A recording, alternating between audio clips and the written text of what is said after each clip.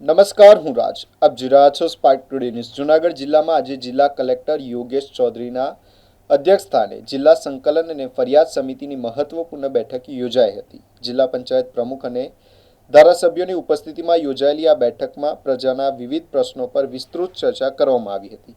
બેઠક દરમિયાન જિલ્લા કલેક્ટરે રોડ રસ્તાના મંજૂર થયેલા તમામ કામો તાત્કાલિક પૂર્ણ કરવા માટે કડક સૂચનો આપ્યા હતા. સાથે જ તમામ વિકાસ કાર્યોમાં ગુણવત્તા જળવાઈ રહે તે માટે ખાસ ધ્યાન રાખવા અધિકારીઓને નિર્દેશ કર્યો હતો.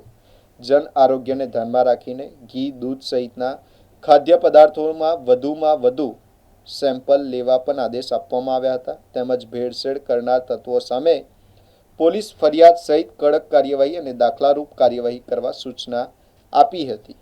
બેઠકમાં ધારાસભ્યો દ્વારા રજૂ કરાયેલા રોડ, રસ્તા, દબાણ, સિંચાઈ, ગ્રામ્ય વિકાસ સહિતના વિવિધ મુદ્દાઓ પર ચર્ચા કરવામાં આવી હતી. જિલ્લા કલેક્ટરે તમામ પ્રશ્નોના સમયસર અને અસરકારક નિરાકરણ માટે સંબંધિત અધિકારીઓને દિશા નિર્દેશનો આપ્યા હતા.